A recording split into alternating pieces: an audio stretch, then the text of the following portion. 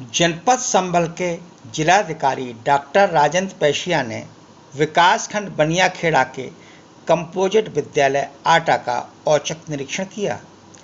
जिलाधिकारी ने कक्षा में छात्र छात्राओं के साथ बैठकर पढ़ाई की गुणवत्ता परखी और एक शिक्षक की भूमिका निभाते हुए कक्षा में बैठे बच्चों को पाठ भी पढ़ाया। जिलाधिकारी के साथ कक्षा में बैठकर छात्र व छात्राओं का काफ़ी उत्साहवर्धन हुआ। जिलाधिकारी ने साइंस लैब का भी निरीक्षण किया, कस्तूरबा बालिका विद्यालय का भी निरीक्षण किया और आधारभूत सुविधाओं की जांच करते हुए आवश्यक दिशा निर्देश भी दिए। Bureau report, ABP India news. कल वन महोत्सव के बाद जब मैं आ रहा था तब मैं आटा के कंपोजिट विद्यालय में रुका। तो जब मैं विद्यालय के आगे से निकलता हूं तो मुझसे रहा नहीं जाता है, क्योंकि पढ़ना और पढ़ाना मेरा पैशन है। मुझे लगता है कि शिक्षा यदि परिवर्तित हो जाए तो हम विकसित भारत की ओर तेजी से जाएंगे।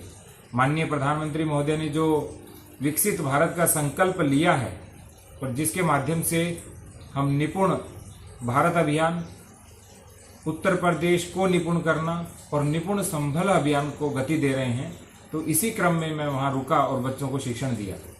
अभी एक 5 पॉइंट टूल किट आई है जो निपुण के अंतर्गत जारी की गई है, जिसमें प्रत्येक विद्यालय को समय सारणी का अनुपालन करना और कार्य विभाजन, शिक्षक और छात्र के बीच कैसे आत्मीय संबंध बने, कक्ष में संदर्शिका का प्रयोग हो, नियमित रूप से बच्चों का मूल्यांकन और उपचारात्मक शिक्षण हो और इसके साथ साथ सामुदायिक सहभागिता जिसमें सारे अधिकारी भी सहभागी रहें और अभिभावक संपर्क हो। इसी क्रम में मैं वहां पे गया।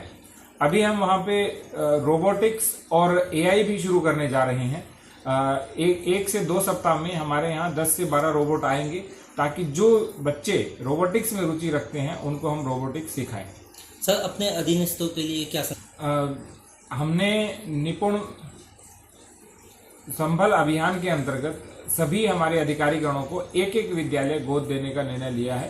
तो जिसकी जो सूची है वो हमने रिसोर्स मैपिंग कर ली है। कौन सा विद्यालय ए कैटेगरी का, बी कैटेगरी का, सी कैटेगरी का है, उसी के अनुसार सभी अधिकारियों को गोद दिया जाएगा विद्यालय। इसके साथ साथ जो अभ्युदय योजना चलती है, जो माननीय मुख्यमंत्री महोदय का एक महत्वाकांक्षी कार्यक्रम है, उसके अंतर्गत भी हम सभी जो अधिकारी हैं, चाहे वो नए हैं या पुराने हैं, वे सभी वहां पर बच्चों को पढ़ाने जाएं, ताकि बच्चों को एक अच्छी गुणवत्तापरक कोचिंग की सुविधा उपलब्ध हो। इसके साथ साथ कमिश्नर सर ने भी 2 प्रोजेक्ट शुरू किए हैं, वो भी हम यहाँ शुरू करने जा रहे हैं। एक दिव्यांग पुस्तकालय है और दूसरा इंटर कॉलेज के लिए ऑनलाइन कक्षाएं, क्योंकि कहीं कहीं पर 1 या 2 शिक्षक बहुत अच्छे होते हैं, तो उनकी जो शिक्षा प्रणाली, उनकी जो क्वालिटी ऑफ एजुकेशन है वो सभी बच्चों को मिले। इसके लिए हम ऑनलाइन कक्षाओं का भी शुभारंभ करने जा रहे हैं।